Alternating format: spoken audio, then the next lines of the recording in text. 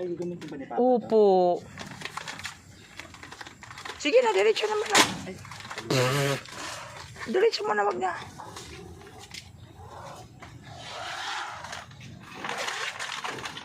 Nasira pa. Kaya mo na. Flat pa.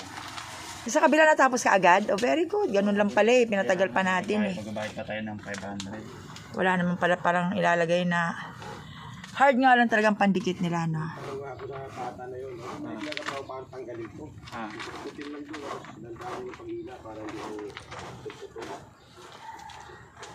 Yan, may maiiwan niya. May maiiwan na kaunti. Hindi, madali na lang yun.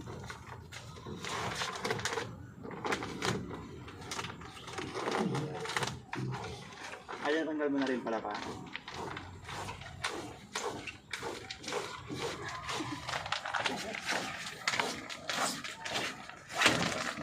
Okay.